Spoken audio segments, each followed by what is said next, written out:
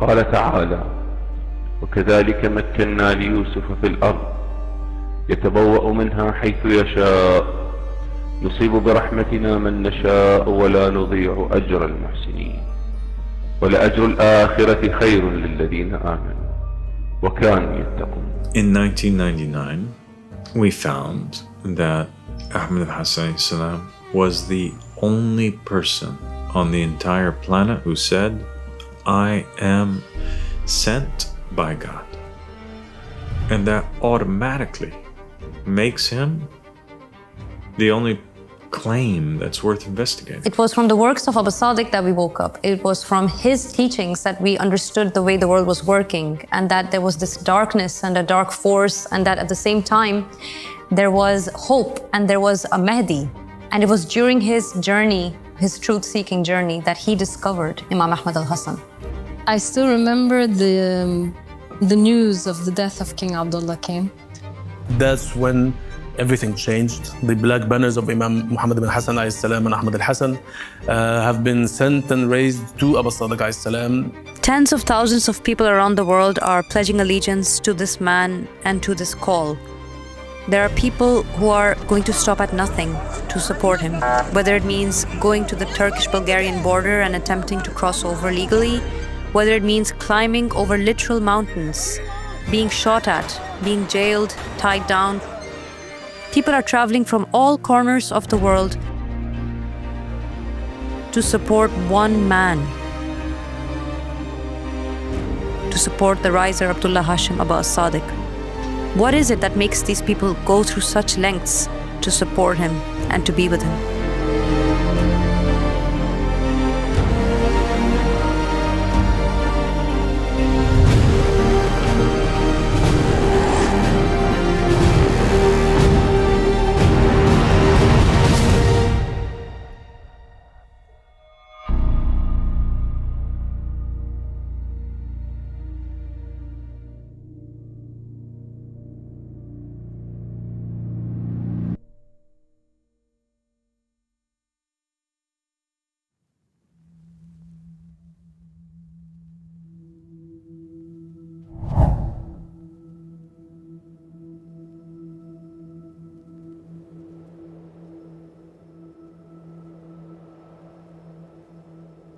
We were among the first people with al-Sadiq in Egypt. I remember it was back in 2011.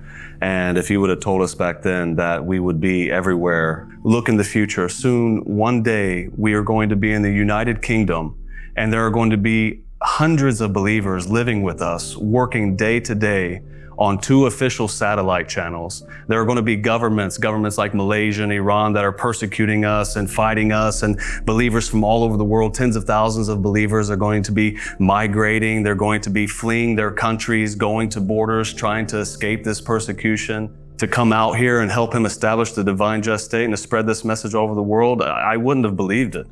I wouldn't have believed it.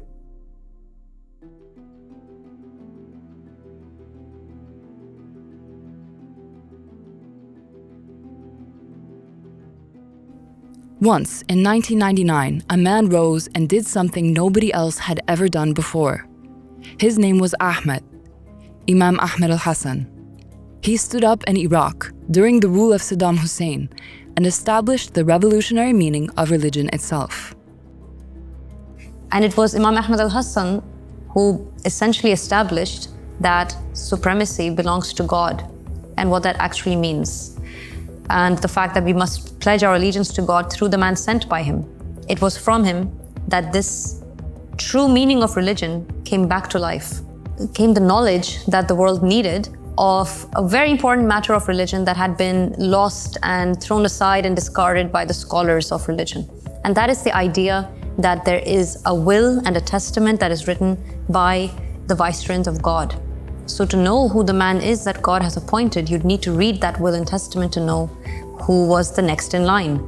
And from the teachings of Imam Ahmad al-Hassan, it was quite clear that Prophet Mohammed, peace be upon him and his family, did write a will. And in that will, he had listed the names of his successors one after another. Not only did he write a will, he also emphasized that this will was a safeguard from misguidance. So we have this will, this document, this testament from Prophet Mohammed, and we know that within this will there are names. From those names is the name Ahmad.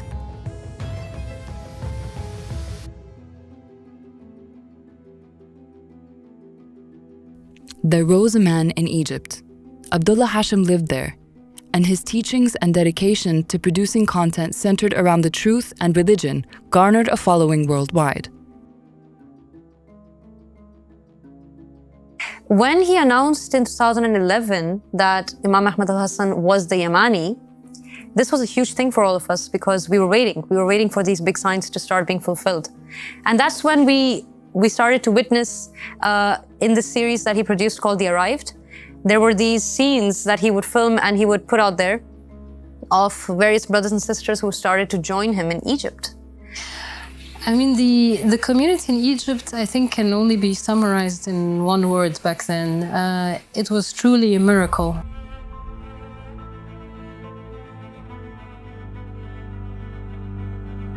So there was this unifying force that existed now in Egypt, and that was the man, Abdullah Hashem Aba al-Sadiq. And it was his faith in the will that was gathering and collecting believers from around the world to join him in Egypt. So it was due to that document and due to how real and living this document is that it states the name of the living messenger. It was because of that that the believers decided to leave everything they had and go out to him. So also during that time, he had set up a school in which we could learn about the Ahl al-Bayt and like different religious subjects. So we would attend this school every day. So what we did after gathering in Egypt with Abdullah Hashem, we established a platform, the very same platform that Imam Ali had promised would be built in Egypt. And Abdullah Hashem established that platform, and it was a media platform. And this was so important. This was such an important milestone because it was the fulfillment of prophecy, but it also led to a lot of hostility that we saw from our enemies. So one day we were in the school and we were doing Jum'ah prayer, and it was mostly just the brothers there. And me and another sister were also there. And basically being a Shia in Egypt is like totally not allowed, and it's something that you get persecuted for, and they kill you in the streets. So we heard this loud knocking on the door, and then we quickly finished our prayer. And I remember Abdullah Hashem stood in front of the brothers and swore that they were not going to touch anybody. And he put himself ahead of everyone and put his life on the line for everyone in that community in order to protect them. And the Egyptian police in the end wasn't able to arrest the couple. And even those couple that they were arrested were released in the end.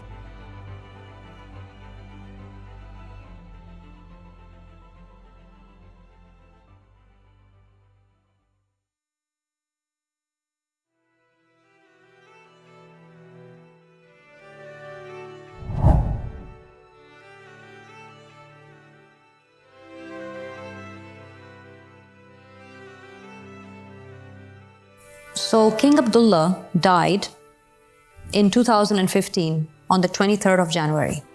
Why is that significant? This was a promised prophecy.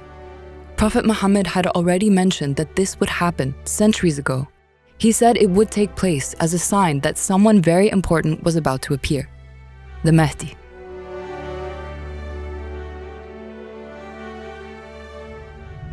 In 2015, Ahmad al-Hassan made himself known to me, enlightened me to my mission and my identity.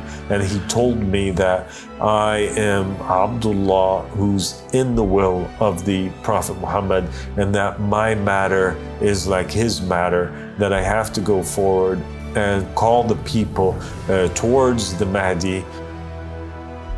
He did so to the Arab people, and that I was to do so in English to all of the other nations that don't speak Arabic, and also as an extra additional reminder to the Arab people as well.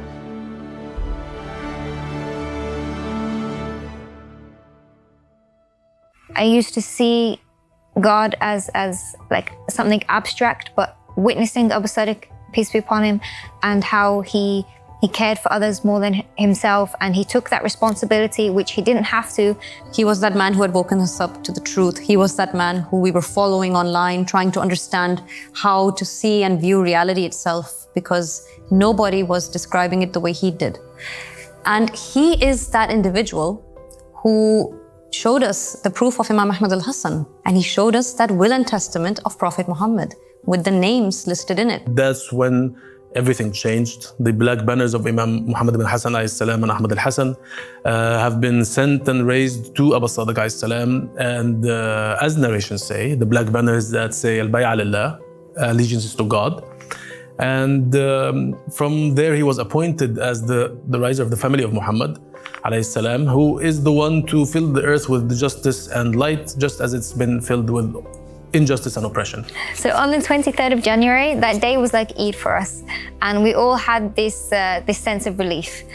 And that was the day that we witnessed the fall of the supremacy of man and the rise of the supremacy of God and the authority of God on earth. There is no other religion in the world right now that is calling truly and completely to the supremacy of God only. And in today's day and age, it is the case with al-Sadiq. There is no man on this planet that has raised the banner allegiances to Allah like the Ahlul Bayt promised after the death of King Abdullah.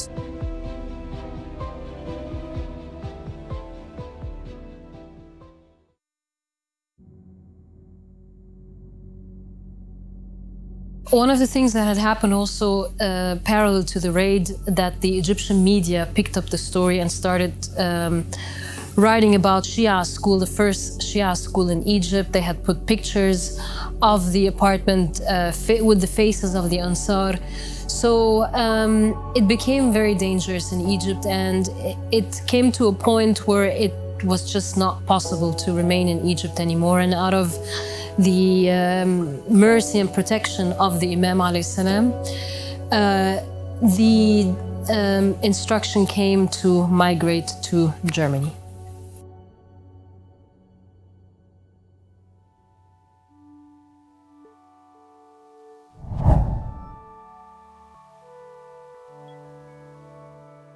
I was one of the first to actually exit Egypt and start the Germany phase, basically help pave the way for the entire community of people that was in Egypt to move to Germany. And that was a very difficult thing in the beginning. I think all of us were wondering when the Imam told us to do this, like, how are we going to do this? Because at that point, a lot of the people who were in the community were obviously Egyptian. None of us, we had lived in Egypt for 5 years. Even the people that were German, like me, I had left everything to go to Egypt, so I didn't have anything to go back to. And so when we went back to Germany, we had to build everything from scratch. And we landed in Germany, and we had to find houses for a start. That was a very difficult thing to do. We were looking for landlords who would allow such a big group of people who want to live together, like in a communal way, to allow them to live there. We were tasked with the task to find a studio, a place where we can actually open a studio for the Imam, and this was one of the things where we had no idea how to even do that. So you have to understand that for us back then, we weren't as professional as we are now. This was something that we basically had to learn as we went along. al-Sadiq was the most endangered one at that time, and he actually stayed behind till the end. He was the last one to leave, and he made sure we all left one by one, and he was the last to go, even though he should have been the first one to go. And he made sure we were all on the safe side in Germany, then he came. So Germany was a very different phase, and was really the first fulfillment of the prophecies that the matter of the Qaim would come to fruition, and the matter and the affairs of the Rise would happen in the West. But to come to Germany was the first time where we saw all these videos of the Ansar who used to send them to us and say we believed in us.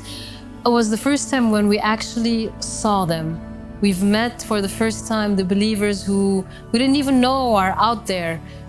Another thing that happened in Germany is that we met a lot of Ansars that we had never met before and that we only knew from online. So this was kind of the phase where we all managed to come together.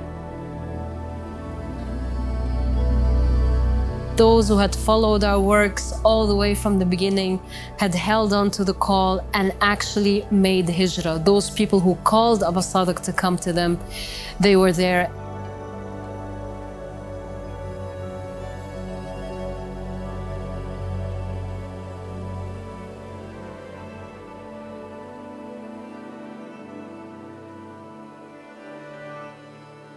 So one of the houses that we found in Kroppach, we actually managed to buy it and it was our own. And in this house, we founded the first Ansari mosque, the first mosque for Ahmed al-Hassan in Europe, in Germany.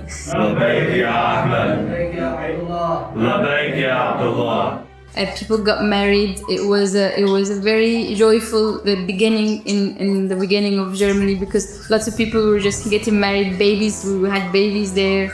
And then the restaurants.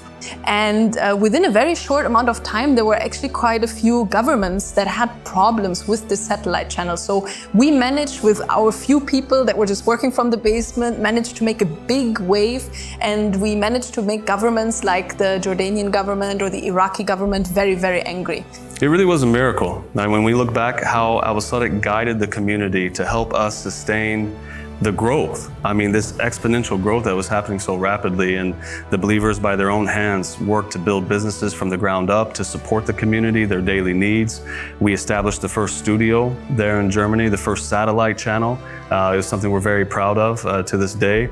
And I still remember when al-Sadiq, he tasked me with making a documentary about one of the biggest revelations, still to this day. A lot of people don't talk about it enough, and that was the revelation of the Sufyani. And nobody knows who he is. They just know that he's this vicious, ruthless character that goes around and kills Shia in the end times and is a staunch enemy of the Mahdi. And it was al-Sadiq who came forward and he said the Sufyani is the King Abdullah of Jordan.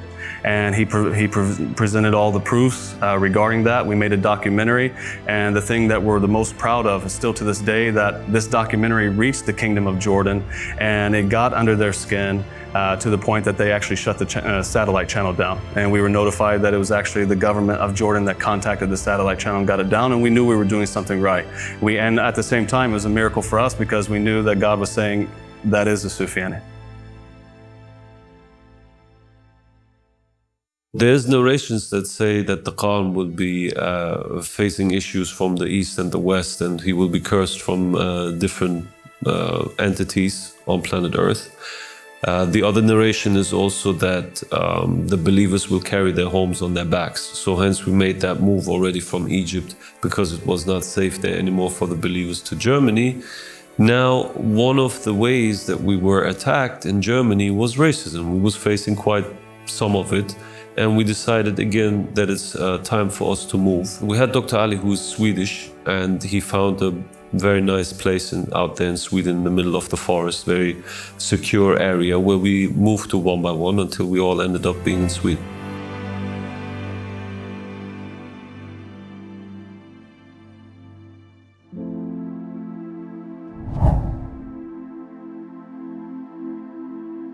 What happened is that when we moved to Sweden, that was the very big, how do you say, the very big chance for me actually, because we needed there to renovate totally and completely this massive place that we had with this big land that we had, but it was all destroyed. I don't know if you remember, but all the pipes and everything was completely destroyed, and there was no heating, and it was minus 25 degrees, I remember. And that's where really I had to, take my skills as high as possible. Really importantly, in Sweden, we also officially became a religion, recognized by the world. In the United States, first of all, as a 501c3, we became incorporated. That was our first step to recognition worldwide, officially. And in Sweden, we managed to scale things up. We took a step up in Sweden. We managed to have the community living in more of a localized area. There was less of these houses. And then we managed to keep the satellite channel that we had opened in Germany, continue that in Sweden, and the quality jumped up.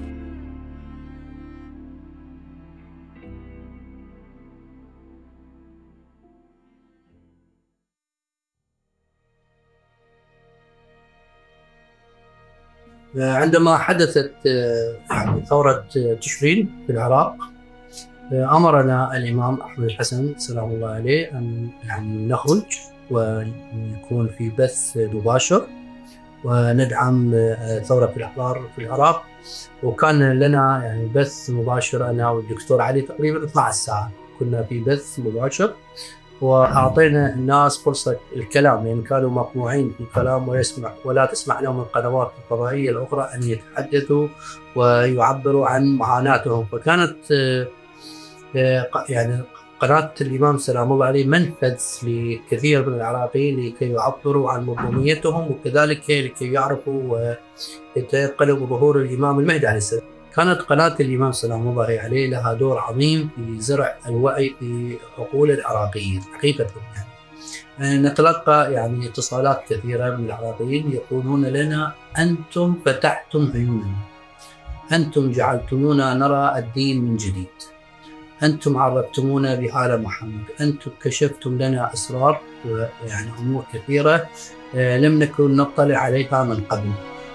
باسم العمامة، باسم أهل وآل محمد بريئين منهم وبريئين من كل واحد يلبس عمامة مزيفة، لأن هاي العمامة إذا ما تعطيك الإمام المهدي لا خير فيها. هاي العمامة الميمات تسعى لتجيب لك دولة العدل الإلهي، لا خير بها. هاي العدالة. يعني تعرف القنوات الأخرى المتسمى بالشيعة تعطي الشيعة وهم، خرافات، لطم، بكاء. احنا قناة الإمام سلام الله كانت تنطي عقيدة صحيحة، تنطي وعي، تجعل الإنسان يفكر وتعرفهم بدين الله الحقيقي. وإلى الآن منذ أن انفتحت قناة الإمام والآن العراقي لم ينسوا قناة الأولى التي فتحت في السويد. دائما نتذكركم وما زلتم مؤثرين فينا، ما زال كلامكم مؤثر فينا، وزادت علاقتنا مع العراقيين. حقيقة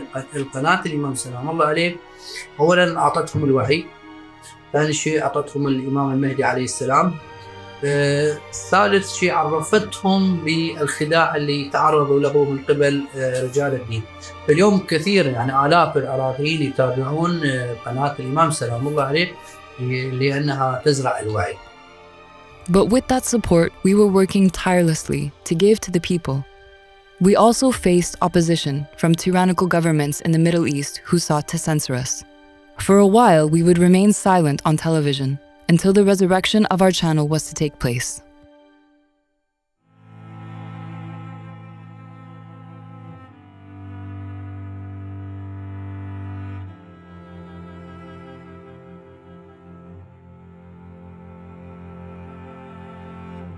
Our community experienced the honor to see Harun al-Sadiq alayhi salam born, and we live with him and see him growing in that time, and it was such an amazing time and blessing time.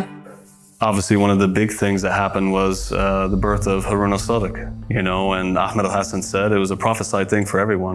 We were expecting this birth, and when Harun was born, then this was the fulfillment. And everybody now knows why he is Aba al-Sadiq and why this was such an important time and frame for us. And I know that there's still going to be a lot shared from Aba al-Sadiq about this in the future. I'm really looking forward to that.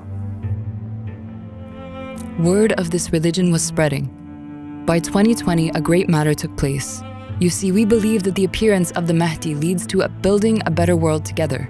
But part of that involves unifying the people, something that is mentioned in the scriptures and narrations of Muhammad and the family of Muhammad. A new covenant was promised to the children of Israel through Jesus. The Muslims were also promised a new covenant through the Reise. So in 2020, al-Sadiq, from him is peace, he came to us and he gathered us and he told us that basically there is a new covenant with God. And he said that he wanted us to announce it to the world. And at the time we were only a few of us working in the studio. And it was a great honor and a great blessing for all of mankind on that day, when it was revealed that this seventh covenant was a prophecy in the making. The Ahlul Bayt, from them is peace, had foretold that there would come a time where the Mahdi would bring forth a new covenant. He would bring forth a new matter and a new book, which would be difficult upon the Arabs.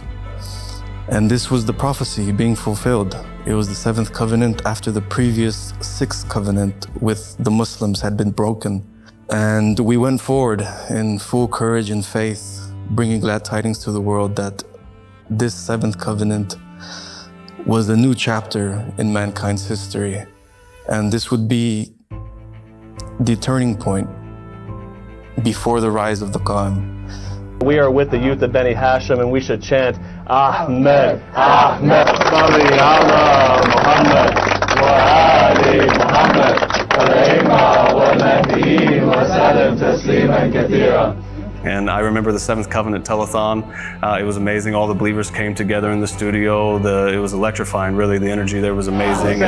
Labbaik ya Hussein. Labbaik ya Hussein. One of the controversial things that happened after revealing the Seventh Covenant was the fact that the jurisprudence was changing, basically. You know, the laws were starting to change, the jurisprudence. That's when we found out, you know, the hijab, for example, wasn't obligatory. I think that would make sense for a lot of people when they saw us from before, and now they see us now, and that was just the beginning. Only the rightful Imam and messenger of the time, the bringer of a new covenant, could in reality enforce the jurisprudence to change.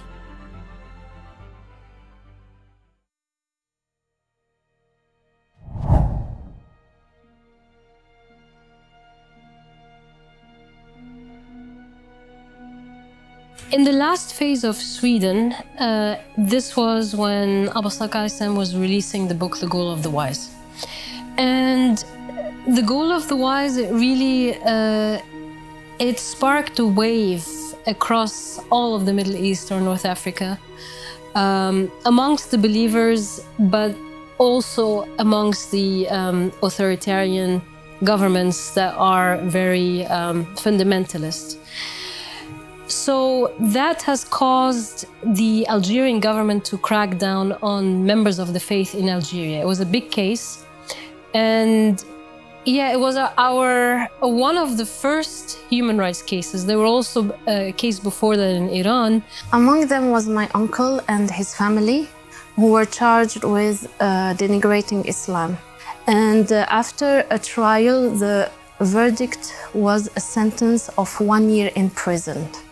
So al-Sadiq, along with us, we appealed the decision, and with also the support of many NGOs, such as Amnesty International. Of course, I immediately contacted Amnesty, and I remember even it was Muharram when they arrested Ridwan and they arrested the group there. And immediately Amnesty issued a press release. They called for them to be released, for the charges to be dropped.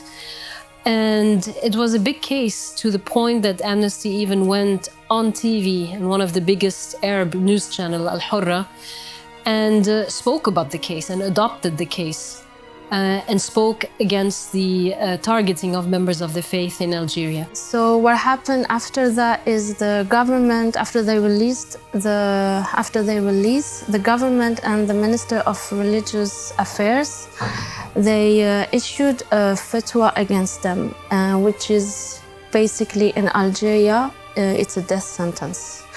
And they declared them heretics, and they had, of course, to seek safety elsewhere. So they just left Algeria. They had to flee, and this led them, along with other oppressed believers worldwide, to find refuge in Turkey. During the Sweden phase, we have a lot of great achievement with the leadership of al-Sadiq alayhi, and but also during this phase we have a lot of bad things happened. They shut down our YouTube channel. They shut down our satellite channel. We exposed in this phase for oppression and discrimination, both from the local people and from the local government, to such a level that we had a raid from the government, a huge raid with tens of police in our property. They went in, they didn't find anything. They found themselves in a very embarrassing situation. They didn't find any evidence for any illegal or criminal work.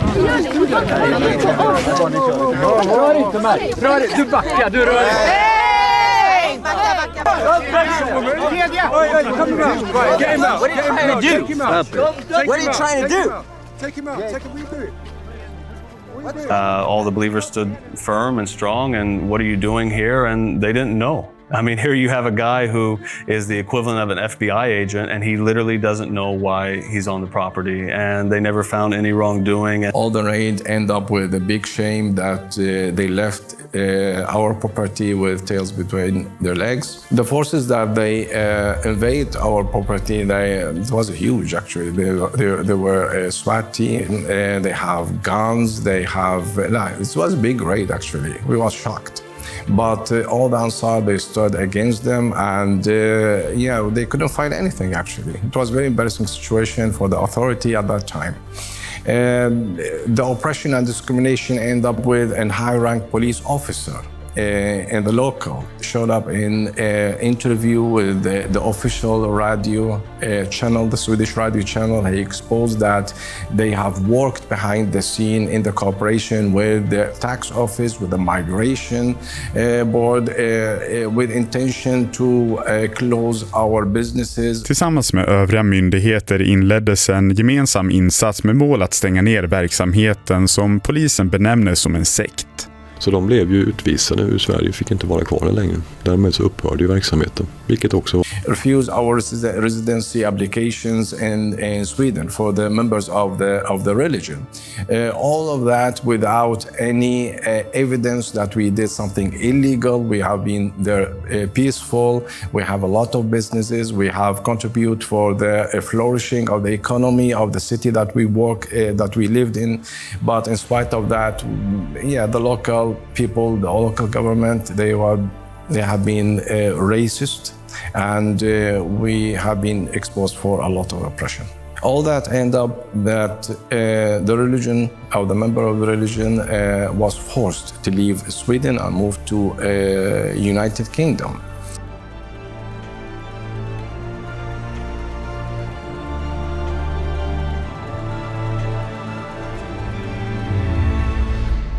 It is the spewing of racism for the sake of rallying a Nazi base of supporters to stand behind the fascist Swedish government that's in office today.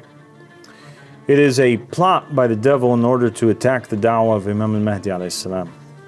But it will never succeed, and upon them is the curses of Allah subhanahu wa ta'ala. It is all fake news made up by racist people who hate other religions and see themselves as superior to other races. But I'm not going to allow it. And I will be fighting them back, and we will defeat you. And we will be broadcasting all over the internet and all over international television the crimes against our human rights that you have committed. And it was unlawful. It was wrong. I mean, they said it with their own words. They said, we don't want this cult here. We don't want these people here. We want them out of our country. You know, so at that point, we decided, well, we don't want to be in your country anymore. And we decided that we're going to pack our homes on our backs, just like we've done before, from Egypt to Germany and from Germany to Sweden. And now we're going to go to the United Kingdom.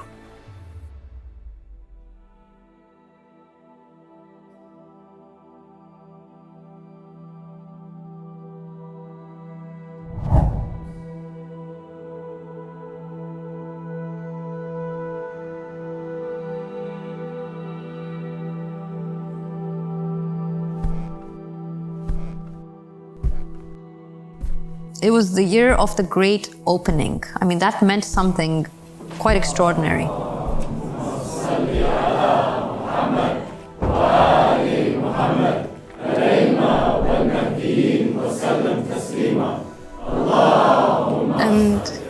And it should be an honor for all the ones who sacrificed everything for this moment to happen. I am sent to utter the same words. Is there anyone who will help me?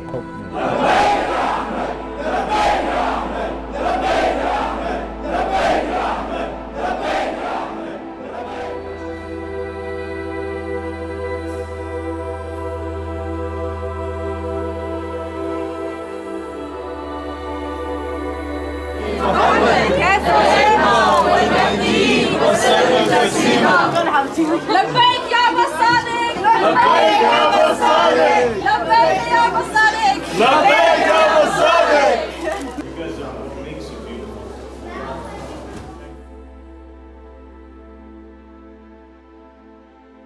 In the UK, when we acquired this premises, which by itself was a huge miracle for myself as one of the people involved in its acquisition, the way that things unpacked was truly miraculous, and al-Sadiq again was at the head of this, guiding every single step that we took in terms of negotiating a deal for this building, which is a magnificent heritage building. We had found this orphanage, right? This building that essentially used to be an orphanage once, and that in itself felt very appropriate for us because we had been orphaned from our own homelands, from our own families, from our own nations and countries that we came from, and we were looking for a place where we could settle down and do God's work. This is the phase where everything becomes a well-oiled machine. The organization takes on a professional structure. There are departments that the riser of the family of Muhammad sets up. He has these different departments which have their own management structures that have to report to him on a day-to-day basis about the running of the organization. The Ahmadi religion of peace and light is an international organization. So the goal of the Wise, it was a book that we had been reading since we had been in Sweden. And it was published chapter by chapter for the sake of the believers by the riser of al-Sadiq. Now that we had reached the United Kingdom, he compiled those chapters together and made this incredible book. And this book, it was now printed, it was now published, it was now something you could hold in your hands, and it was a tangible book. And not only that, but it had also been translated into various languages by the believers around the world. Astounding work of great genius that brings in all the different religions, puts them in their place in a sequential order, and in between he talks about concepts that have been hidden in the Gnostic aspects of religion, like reincarnation, which was spoken about by Imam Jafar al-Sadiq, which no Shia scholar in the world has come close to al-Sadiq in terms of his knowledge, that so many people from all over the world have gathered in this one place and given this religion that basis from which the Qaim of the family of Muhammad has himself finally ascended to the pulpit and spoken to the world at large. I have come for the thief who had to steal because of poverty, the prostitute who had to sell herself in order that her kids may eat. I have come for the broken man and the broken woman, those who were cheated out of life. I am the sword that they waited for, which is aimed at those who stole their fortunes. I come for the refugees and for the oppressed. I come for the confused and those who almost lost hope. I come for all those lost children of God. I come to say to you, your Father is here.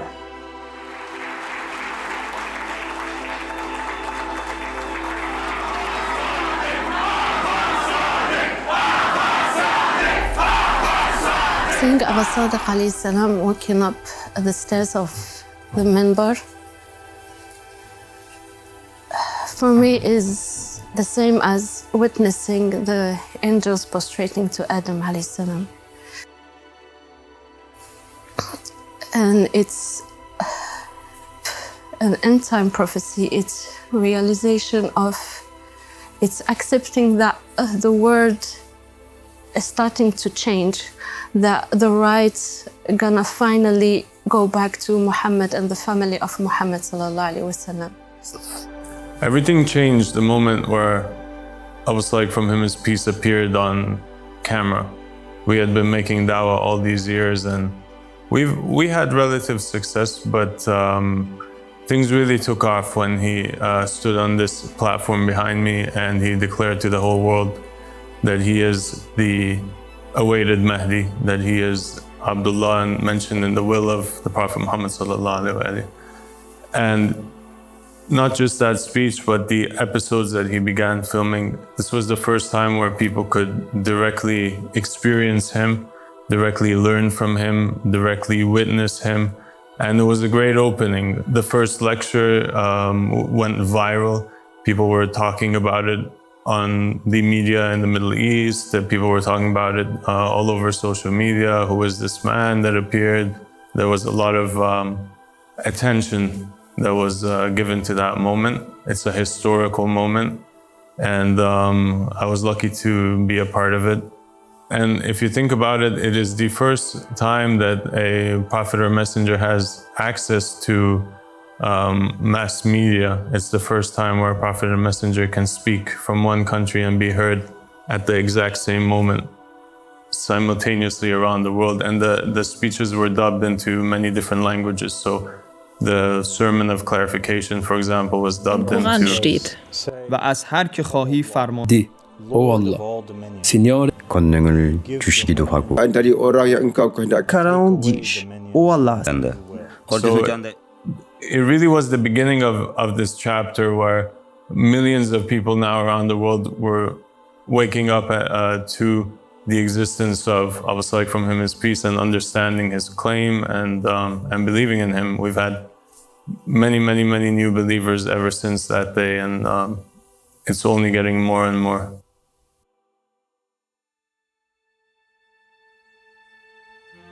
The Gospel, The Goal of the Wise, was published for the world to read. A book filled with controversial subject matter and revolutionary ideas. A book filled with everything that governments and scholars of extremist regimes despised. Our large global community around the world were avidly reading and sharing the divine knowledge of this book. And these conversations had a reaction. It sparked animosity, hatred, and violence in several countries across the Middle East. Countries such as Iran, Iraq, Afghanistan, Malaysia, Thailand, Jordan, Algeria, and many more reacted with persecution against our believing members. And we had the case of 15 members who were arrested and put in Evin prison. And at that time, I had also got in contact with some of the human rights organizations there who even took it to the European Parliament. So now it was kind of happening in different countries. So it was starting in Algeria, it went to Iran. In Iraq, we had members whose homes were gunned down by militias.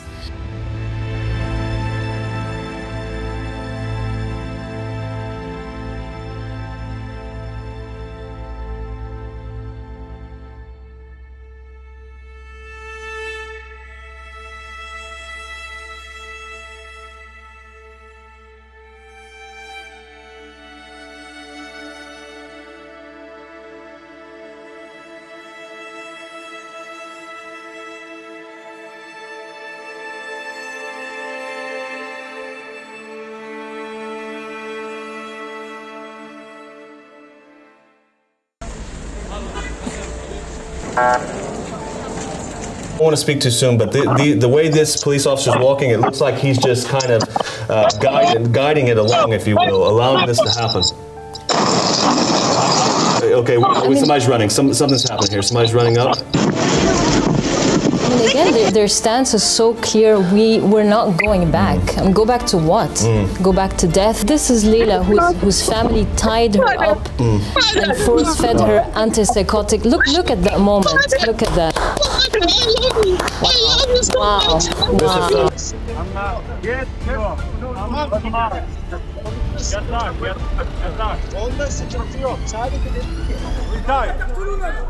They want to execute us. This is our record.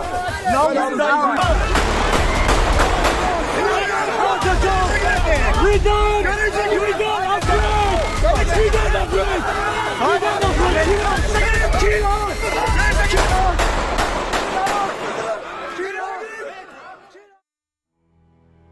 The Middle Eastern believers sought asylum in Europe, hoping for a safer haven, only to face brutality and violence at the hands of the Turkish authorities. On reaching the border, these persecuted men, women and children faced a great trial. Unfortunately, they attacked me, persecuted me, with tears on my eyes and many hitting me disturbing at me, they're shouting at me, at women, at old men, everybody. They force us to a bus. This is their help, their government in the Turkey government. You can see them.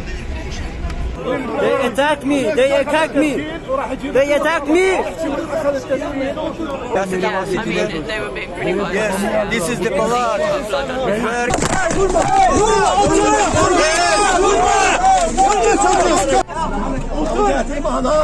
Alacağız, hepsi gelecek. Gel lan buraya. Hepsi gelecek. Vurma! Vurma! Vurma! Otur kafaya! Vurma! Otur! Otur! Arkaya, arkaya. Geç arkaya. Gel buraya. Arkaya git lan. Otur, arkaya geç. Otur. Gel, arkaya geç. Gel lan buraya, arkaya geçsene.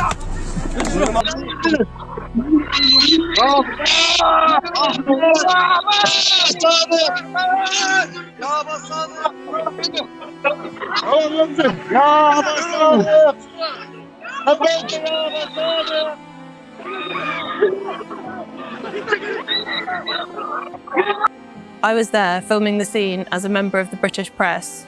The Turkish authorities charged at them, beat them down with batons. They didn't even care about my rights as a member of the press. They were just incredibly being violent. They've just piled us all. They just like put my hands behind my back, grabbed me by the neck and just threw me in the bus. They've taken my phone, even though I'm the UK press, I wasn't part of that party. They've taken my phone, everything, let alone the rights of the others. It was brutal. Nobody was spared, not one child, not one elderly person. The violent, degrading treatment by the Turkish authorities against the members, and this prompted the UN to issue a statement condemning this behavior from the Turkish authorities and calling on Turkey not to deport the members of the faith. And this was an official recognition from the UN, from several special rapporteurs, that the believers of the Ahmadi religion of peace and light are not safe in their home countries and cannot be deported back. And from then on, the case has been made very clear that the members of the faith are under severe danger in their home countries, and that they deserve protection under international human rights law. And it was, of course, incredible for us to see, because, of course, we had, again, from that small group in Egypt, to see one organization after the other recognizing, writing, adopting, advocating for the members of the Ahmadi religion of peace and light.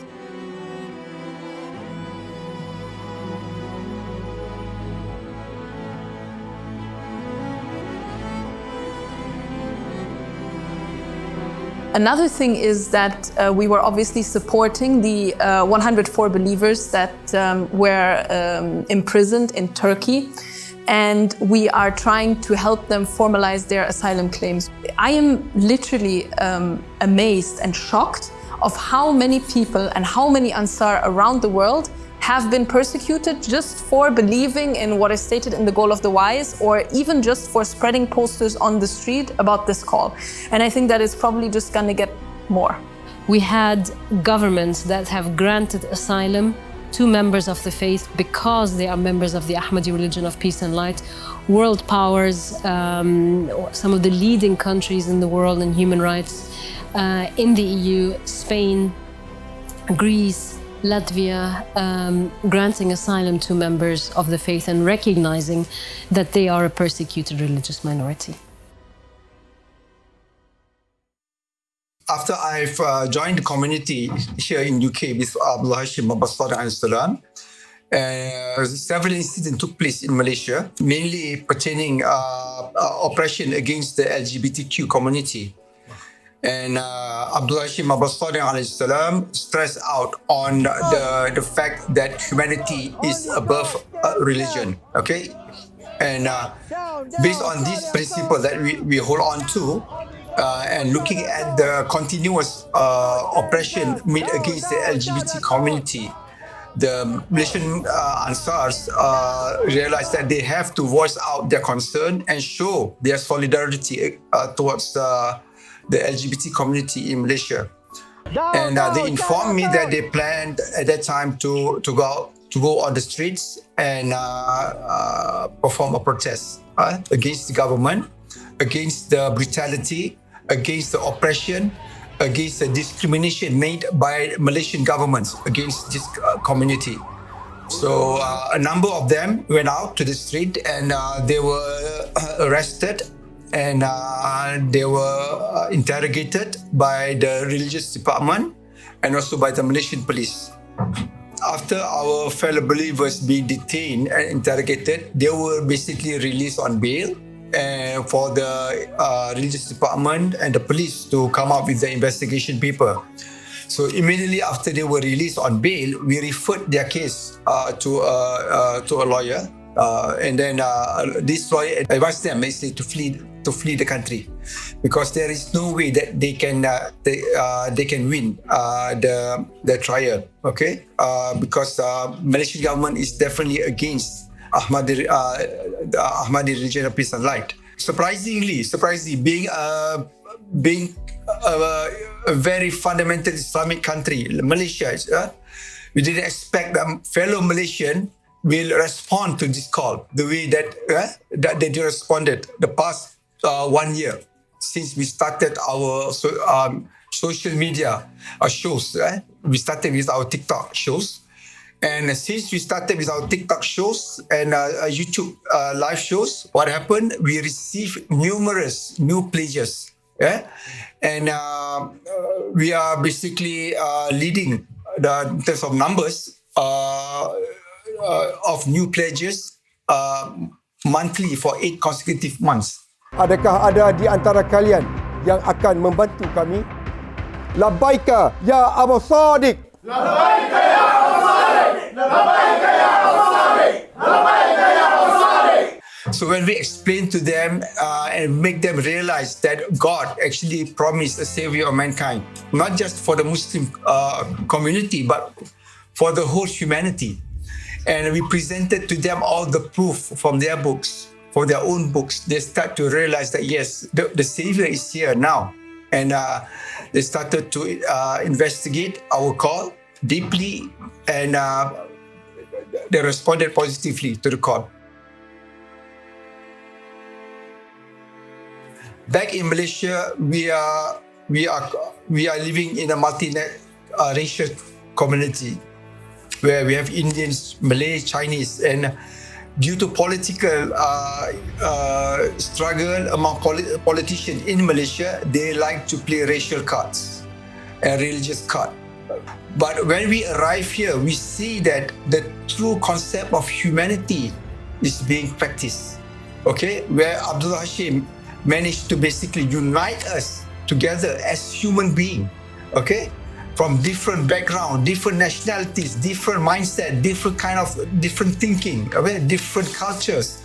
We are able to sit together under one roof, okay, and basically live together as one soul family. Now, from our live shows, we notice that the Malaysian government, they are shocked to the core, okay, because they are unable to respond to all the evidence that we presented in all our live shows.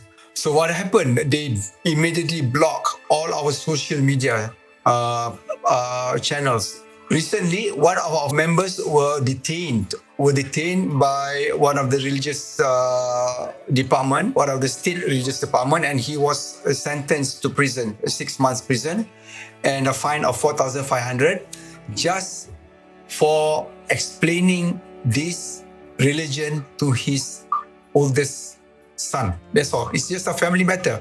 The father just explained about this call, about this religion to his son, and because of that, he was sent to prison.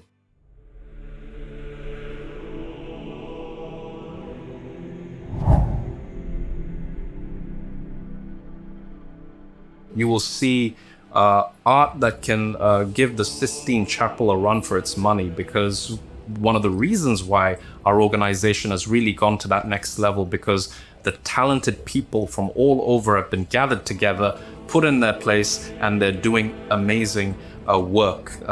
The Basilica itself, anyone who says who walks into the basilica and is not overawed by what they see, but he also tells the story of the covenants, how they evolve from the beginning of the story of mankind, from Adam and Eve, all the way to the seventh and final covenant with the riser of the family of Muhammad and Imam Ahmad al-Hassan, the promised Yamani. And it truly is a masterpiece and an accomplishment in and of itself.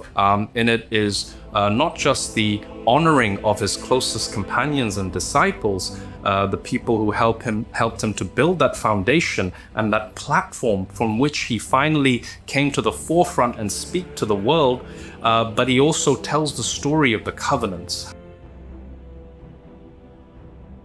One of the greatest milestones that have been recorded for the Ahmadi religion of peace and light is the fact that the riser al-Sadiq, he stood in front of the camera and he allowed that we record his teachings. That was a huge deal. He is the Mahdi and he's actually in the living rooms of people. He's in their computer screens, in their phones. He's directly, speaking to each and every person in the world. And that's something really incredible and really special. And we just sat down, the cameras were on, and he started to ask me about the concept of salvation. And that was the first episode that then became the School of Divine Mysteries. We've come together today to discuss what is religion? What's the point of it? So the whole point of religion and the whole sending of a representative of himself that carries within him the Spirit of God is to create a heaven, a utopia on earth as it is in heaven. But the only reason why it's working in heaven is because in that realm, the kingship's to God. I was very lucky to get to sit and speak to al-Sadiq on many of those episodes. There's hundreds of episodes now, and he's spoken to many members of the community in those episodes. And in it, he goes into pretty much every topic you can imagine. He talks about knowledge, he talks about scripture, he reveals incredible, mind-blowing things. It's the most special program that you can imagine. al-Sadiq, from him is peace, has literally changed the whole face of religion and actually awoken societies, communities, people that have been oppressed. I mean, people that don't have any homes, don't have any food. He has woken people up to their own plight. And the thing is, a savior can never come and ever help you unless you take that first step to recognize your condition and actually become, as al-Sadiq, from him is peace, once said to me, that you have to be your savior first. The School of Divine Mysteries is a series that tens of thousands of people around the world are avidly watching and following, eagerly taking that knowledge and wondering, where does it come from? And we've had all these people messaging us and commenting saying, where does al-Sadiq get his knowledge from? And the answer is, he gets it from God. This Holy Spirit that is within al-Sadiq, it speaks to the audience. And through the screen, you realize that your world cannot be the same after you understand the truth for what it is. And that knowledge in the School of Divine Mysteries, it has created an immense impact around the world.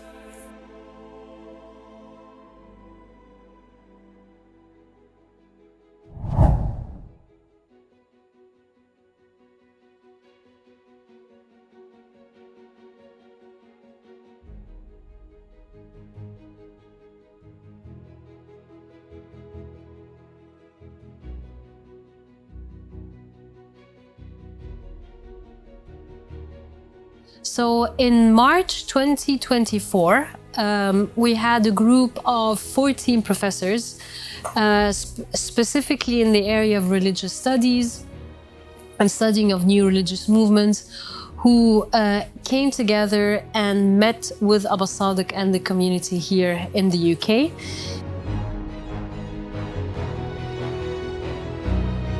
They were very, very interested and intrigued, and they had several times mentioned that this group, this movement is so interesting, so unique. One, having roots in Islam. Two, being so diverse, being so open, being so big as well, and having had such a huge impact internationally in such a short amount of time.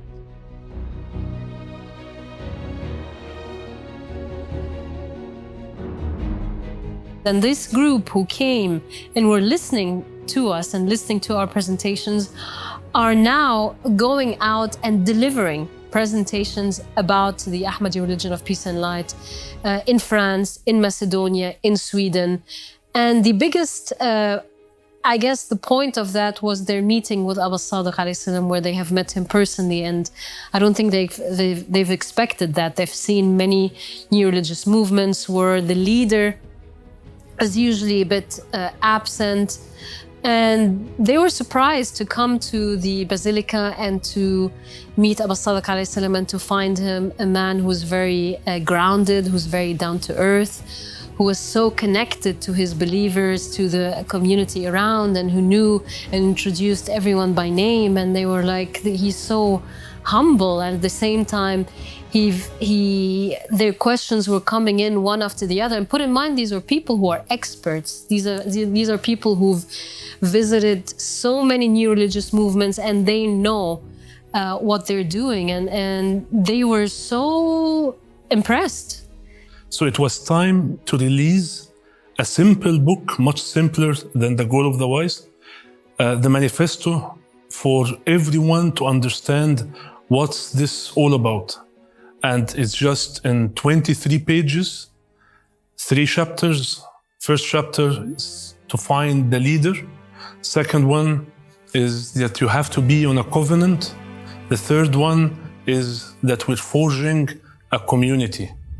The idea of the divine justice state is to convert earth back to Eden, to the place where Adam left, Adam and Eve, and make the whole humanity experience how it is that God rules by his appointed leader.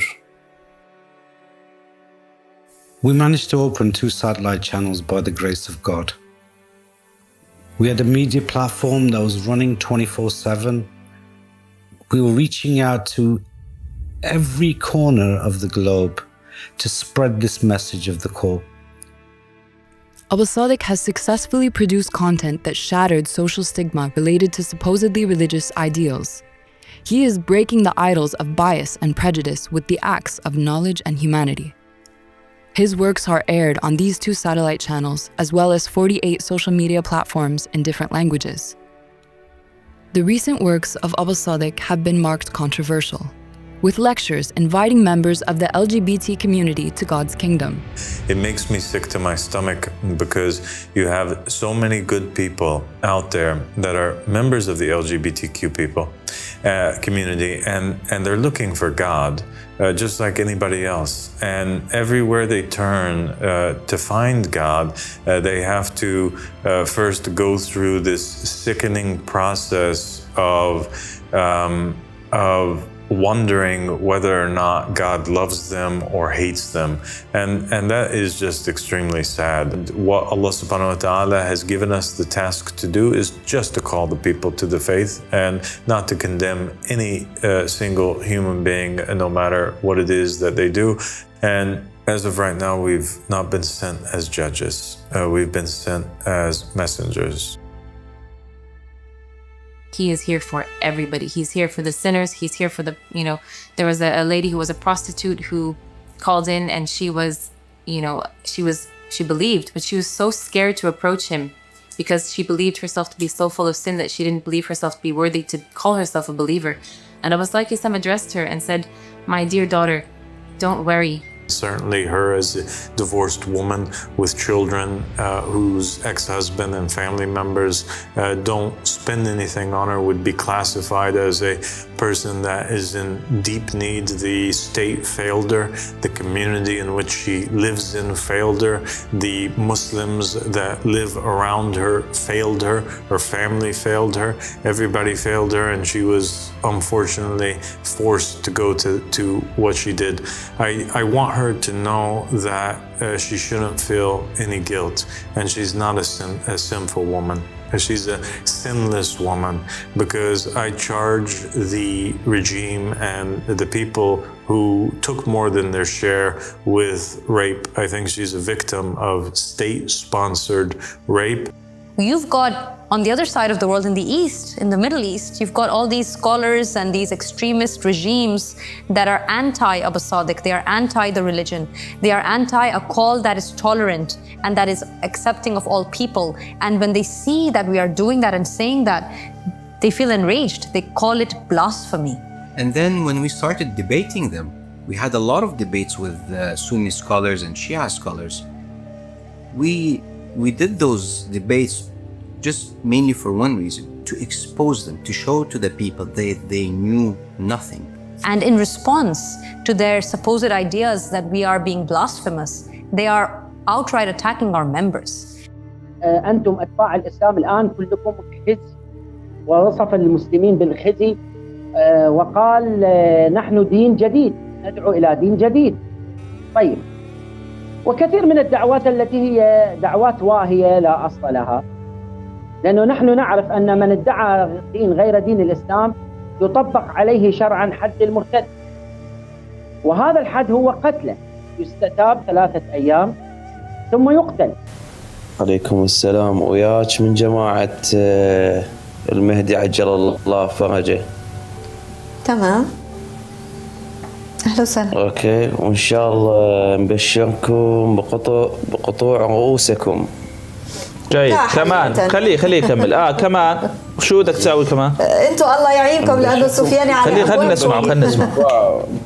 مو نحن. أنتم بشركم إن شاء الله بقطوع رؤوسكم. أنت يا سجاد تحدث. إذا كان في سبيل حاكمية الله الحمد لله. We can now see clearly how the narrations of Ahl al-Bayt have been unfolded, especially on the Arabs.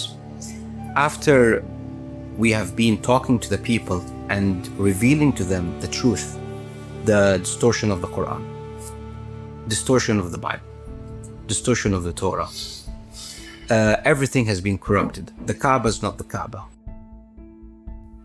Live shows in the MENA region from our channel started receiving phone calls of an aggressive nature. These were representatives of Sistani, arguably the most powerful and influential scholar's name in the Twelver Shia world.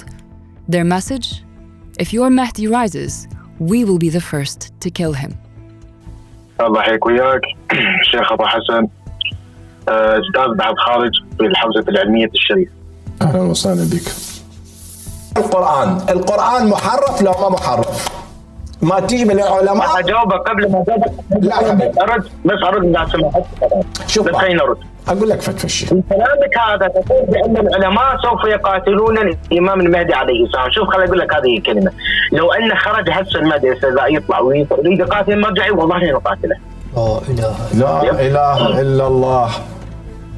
لا إله إلا الله. أي خلي هذا عن جد. لأنه لا يريد أن يقاتل المرجعي. لو خرج منه سوف نقاتله. لو خرج المهدي تعترف بلسانك يا ناس، اسمع المرجعية تقول لو خرج المهدي وحارب المرجعية ستحاربه. Videos of slander, accusations, and false claims about the Ahmadi religion of peace and light started to emerge. The riser al-Sadiq took to the stage once more, and this time directly spoke out against the largest Shia institution, the Hawza of Najaf and Sistani himself. To mention that the same narrations and the same Imam who spoke about the narration in which they quoted speak about how the most evil creation in the end times are the scholars and the jurisprudence of Islam, that they are the traitors and they are the ones whom are cursed, and from them the fitna comes out, and to them it returns. And that the curse of Allah subhanahu wa ta'ala is upon them and all of those who imitate them.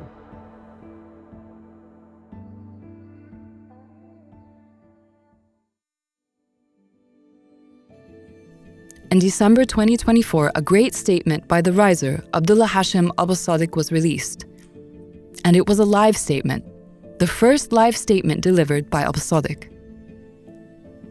Al-Sadiq came out on our satellite station, on both of them, live broadcasting at the same time on the first of the actual real Ramadan.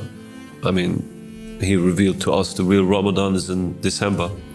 And then at the end, he surprised us as well by taking Ali Riza's hand. Allahumma wali man walah, wa adi man adah, wansur man nasru, waghzil man khazalu. God bless you and love you so much, Ali Riza. And raising him in the air and announcing him basically as his vice-gerent. He also announced Ali Riza at that night as the tongue of the Mahdi to the Germans and the Persians, which was a big statement for those specific countries in particular.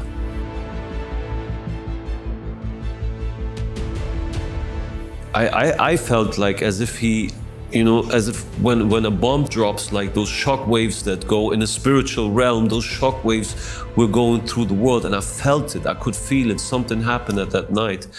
And everybody who's Shia knows how important the event of Ghadir was already in the Shia world, and this was our Ghadir basically, and we all ran to Ali Riza and gave our bayas, renewed our bayas to him, and we were so happy about that event of that night.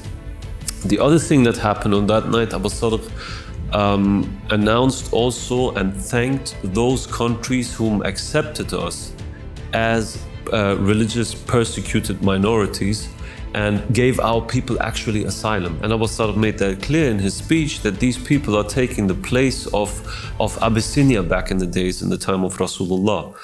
And he thanked those countries, and it was actually 3 countries. It was Latvia, Greece, and Spain at the time, who offered our people asylum.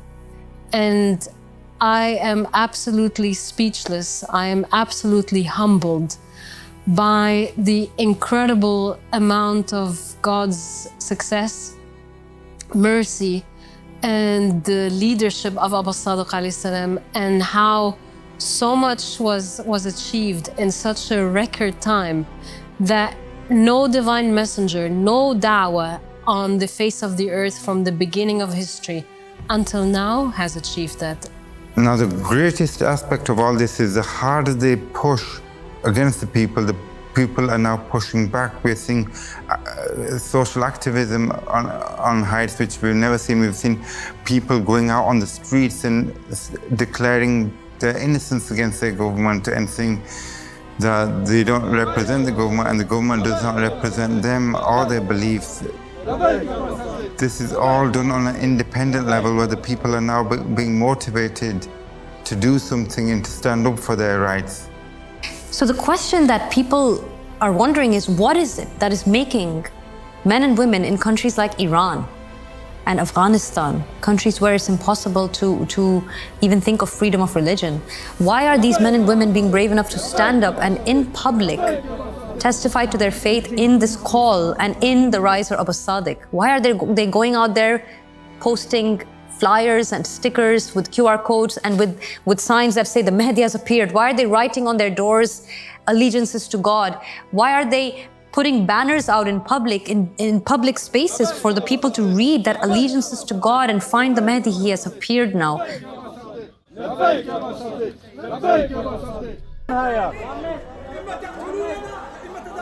We die. Now we die. They want to execute. What is making them so brave? It all comes back to that document, that holy will. If you are holding on to the rope of God, you know who the captain of the ship is. It's he who has that ability to do God's wonders. That's the reason we achieved so much in 10 years. And these people would do anything for al-Sadiq. If al-Sadiq told them to go left, go right, go up, go down, they would do whatever he tells them to do, and they're all rushing towards one direction, towards him.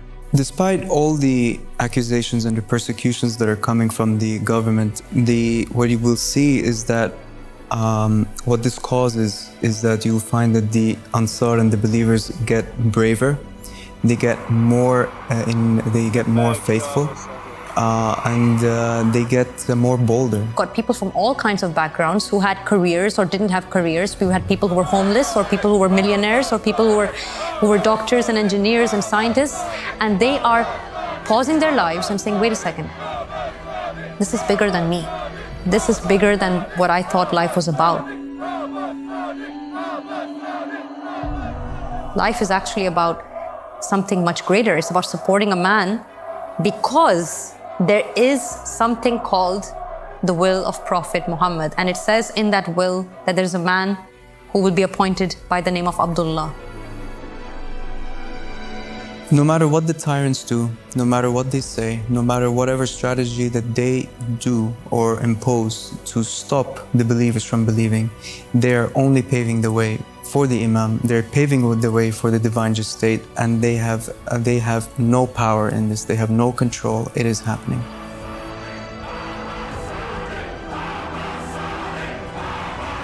We stand with him, firm in our decision to live and die for the sake of humanity, and to live and die in the name of our faith. A banner that says on it, allegiance is to God.